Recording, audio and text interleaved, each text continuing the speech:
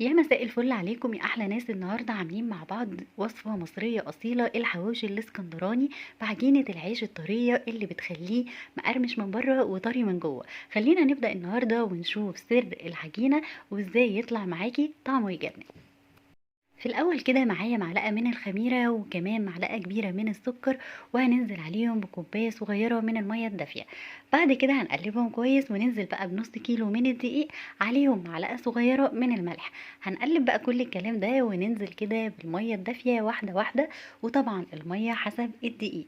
بننزل كده لحد ما العجينه تبتدي تلم معايا، واول ما تبتدي كده تلم هننزل باخر حاجه معايا شويه من الزيت. هنفضل كده نعجن كويس جدا لحد ما العجينة تلم معايا وتبقى عجينة متماسكة. حطيت بقى شوية من الزيت وطبعا كملت عجن، وهنبتدي بقى نقسم كده العجينة على شكل كور متوسطة، لا تكون كبيرة ولا صغيرة. بعد طبعا ما حطيت كده العجينة بتاعتي، عايزة اقول لكم ان نص كيلو من الدقيق عمل لي 11 كورة بالظبط. بعد كده طبعا بعد ما كورت كده العجينة بتاعتي هغطيها واسيبها تخمر لمدة نص ساعة او ساعة. بعد كده طبعا هنبتدي نعمل بقى عجينة الحواوشي لحد ما العجينة تخمر معايا.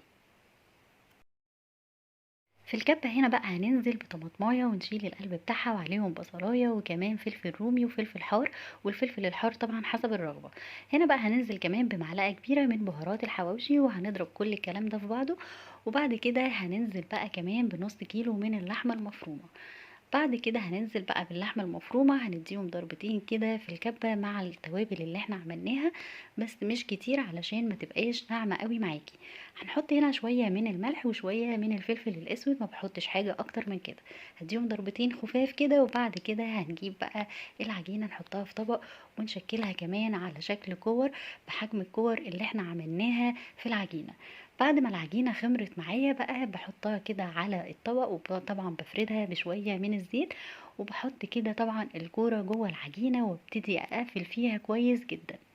ممكن بقى في الخطوة دي تحطي شوية من الموتزاريلا في قلب اللحمة حسب ما انت عايزة، وبعد كده برضو بنحطها في العجينة ونقفل عليها كويس. الخطوة اللي بعد كده بقى بنجيب بلانشة ونجيب بقى أول عجينة حاطين فيها اللحمة كده، ونحط شوية من الزيت عشان نفرد العجينة كويس. وبعد كده بعد ما فردناها بنجيب بقى طاسة ونحط فيها مكعب من الزبدة وشوية من الزيت، وننزل بقى بالحواوشي بتاعنا اللي فردناه، بنفرد فردة بسيطة. وبعد كده بنقلبه بقى على الوشين زي ما انتوا شايفين يدي لون، ونفضل نقلب فيه لحد ما يستوي من فوق ومن تحت. شايفين بقى لونه عامل ازاي، ولونه طالع دهبي، وكمان عجينة طالعة مقرمشة معايا وطعمه خطير. تعالوا بقى بينا كده نقسم العجينة ونشوف كده العيش طالع معايا ازاي، وازاي اللحمة مستوية من جوه. بصوا بقى شكل العجينة عاملة